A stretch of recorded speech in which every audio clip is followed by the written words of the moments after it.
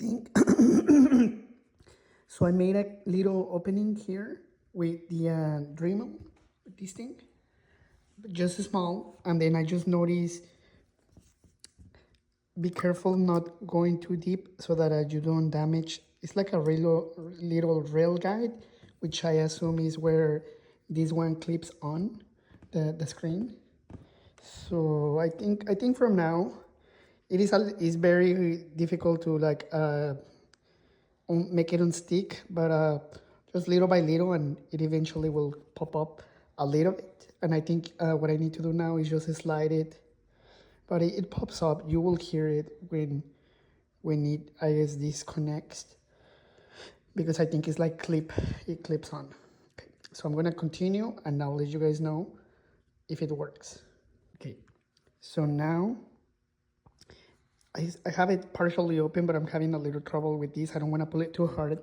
So I think the next thing, there is like 3 flex cables. So I think the best thing is to disconnect it, and that way you don't fear of breaking them. But it's like, essentially there is like 2 flex cables, and there is one from, this one, if you notice, is from the screen to the camera, and then the camera has another one that goes into the screen. So I'm going to remove them, but it's actually popping kind of easy. Like, I'm pretty sure if I pull it a little harder, this will pop off, but I'm just like, I don't want to break it, the cables. So I think that's what I'm gonna do. I'm gonna remove them first. Before I do that, I'm going to show you guys the issue that I was having. Let me see if it works. My screen, I went to Bahamas like 1 or 2 years ago, I think. It was so hot. I think that's probably what caused it. And something happened. This started showing like this. I don't know if it was the heat, but I think it was also water, because like I think there was humidity. But it's kind of, I think the mic probably doesn't work either. So maybe at some point I'm gonna have to replace it, because I think it's supposed to make a noise when you turn it on. Beep, beep, like a beep. But this is what it has. Let's see if replacing the screen fixes it. I assume it will. So this is how it looks when disconnected. So the 2 flexes going here. I think this is not really a flex. I think, I don't know what it is for, but it's just glued here. So I don't know if it's for, I'm not really sure. But it's just glued, and then I don't think it's a flex. I'm not really sure what it is for. But yeah, it pops up kind of. The hard part is how to begin, right? So I started with the Dremel, make a little hole so that you have like room to put something in, and then just pull it all the way through. So, okay, the moment of truth. I'm going to see if changing the camera fixes it. Okay, the moment of truth. So now I connected the screen. Oh, yeah, it works. And then even the touchscreen works, but let me change it to the other mode where I can go to the menu. Let me turn it off like this.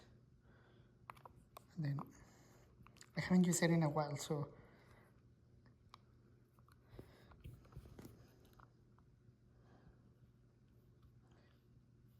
okay, it does work.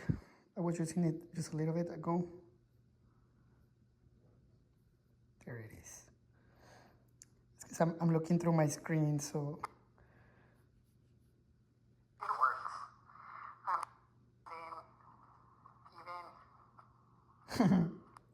Yep, so it does work. The touchscreen works and everything.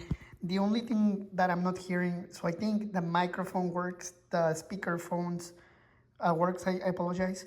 There has to be something else that is not working, because I think there is like it beeps. If I remember, when you turn it on, it beeps. So like, I think there is like a buzzer. It's not really like a speaker. Something is bad. So I'm gonna try to investigate. But if it is difficult to replace, I'm just gonna leave it like that because everything else is working. The next thing, I'm just going to disconnect it, and then what you're gonna have to do is clean it, because if you notice, it's gonna be a little dirty. Like, so you have to clean this little rail so that it clips better. And then the next thing after you clean it, I think I'm gonna use either these products, like these glues. So this one says that it's water resistant. So I think I'm gonna try this one. I'm probably never gonna use it in water anymore. If I do, I'm gonna buy a waterproof case. But I think I was in Bahamas when it stopped working, so it was super hot. But I think, anyways, I hope this helps. It's not as difficult as it seems. The camera, the actual screen, the bad one, I'm just gonna throw it. I don't think there is any benefit to keep it. I bought it through Amazon. I don't remember how much it was, to be honest. Where I was a little disappointed, I'm very glad it worked. When I bought it from Amazon, it came on this without a box or anything. So I was feared that maybe it was gonna be broken, but it wasn't. So, and it worked. So I think I'm gonna show you just the last clip is gonna be when I glue it together. Okay, so like I said, I'm gonna reinstate everything. So like my camera wasn't working.